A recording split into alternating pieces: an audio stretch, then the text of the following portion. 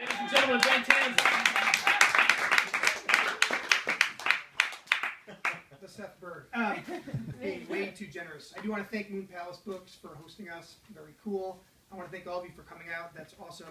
I want to thank Carrie and BL and Seth. It's actually, I think, a huge mistake to go after poets.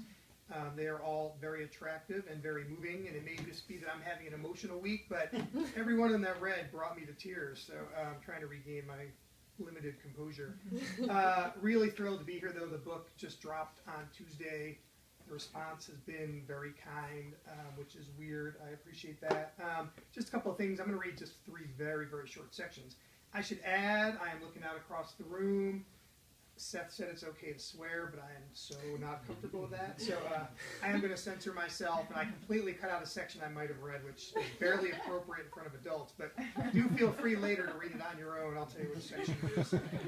Anyway, it involves robots and sex, and I don't think it's right. I don't think it's right. Somewhere my 11-year-old just smiled. He said, "Robots and sex in the same sentence? Awesome." He is very far advanced and very young. Anyway, a couple of quick thoughts. I was really interested in writing about family. I was really interested in writing about work. I was really interested in trying to write about how work and family don't always mix. I was very concerned about sort of repeating myself, and I wanted to tell a story in a different way. So I started thinking, well, what if the guy had a job on Mars? What would that look like? And then I thought, what would it look like if, to get to Mars would take a long time, so he's got to travel. I travel a lot for work. I'm traveling now. And I thought, well, maybe the Martian Chronicles. Did anyone read the Martian Chronicles here? Or any Ray Bradbury? If you haven't, I highly recommend it. All of it. I should say in my house growing up, the Ray Bradbury book of choice was The Illustrated Man, because my father was a tattoo artist, and so that book had a lot of traction. Wow. But I stepped out on him and picked up the Martian Chronicles. Anyway, I thought, what would it look like if maybe you did an intersection of the Martian Chronicles and Glengarry Glen Ross, a little Chicago shout out. I love Mammoth, hence the swearing you will not be hearing. Anyway, I'm just going to read a couple of sections about work and family, and I'll tell you that when I was writing the book, and maybe already editing that, I do not recall, I had to go on a trip for work. I was told to go on a trip for work. It wasn't an optional trip, not in my head.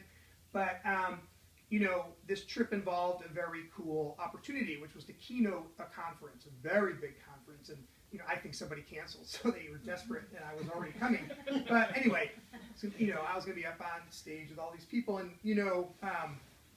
I remember as I was sitting in the airport, I had to do a layover in Las Vegas. Sorry about that. And, it was a really bad day to leave home to go to do a work thing. Things were not that great at the moment. When I called my wife, I was like, so how's it going now? She's like, really twice as bad as when you left. Oh. And as I was sitting there, I thought, this is the problem with work. But I also thought, this is the problem with my own ego. I'm sure I could have said no to this. I'm sure I could have even canceled, but here I am sitting in Las Vegas. So I felt a lot of guilt about that. The upside as a writer propelled the rest of the book. The downside is I am a loser and my children hate me. But later when I pay for their therapy, I hope we'll work through it. We'll work through it. And at least they'll know that I got a lot of material out of it. And possibly some upside to that. Anyway, thank you all for coming out. I appreciate it. It's very cool of you. Only read this one other time before. It was really fun, and I'm going to keep trying to make it fun. Also, I've been telling people lately I need bifocals, apparently, so I can no longer read with my glasses on, which is just ridiculous. Anyway, opening scene, opening chapter. This guy is gearing up for work. This guy is our protagonist, Norin.